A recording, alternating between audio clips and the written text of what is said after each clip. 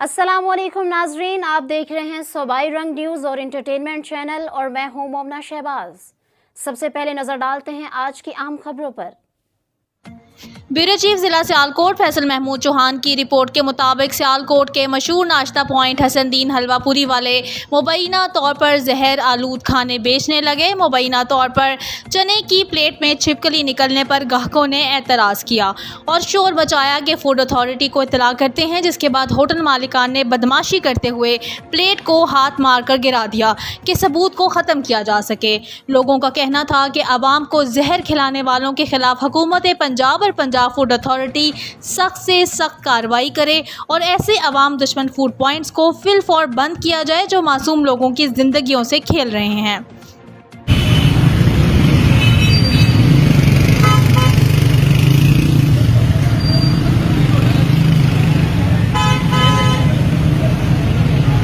Hasandin hotel है अड्डा पसरूरिया में। मैं अपने बार मेंबर के साथ गुजरावाला से आया हूँ।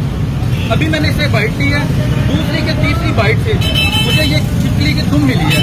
आप इसे अपने कैमरे में लेके आए। एक मिनट जी, एक मिनट भाई, मैं कह रहा हूँ तुरंत बंदा मीडिया या पुलिस या फूड अथॉरिटी आगे गल करे, किसी से गल कर पुलिस साडी जान रखे सर साहब, पुलिस साडी सर साहब, पुलिस साडी मैं खिलाफ की गल नहीं सुनना चाहता। मैं थोड़ी गल नहीं सुनना।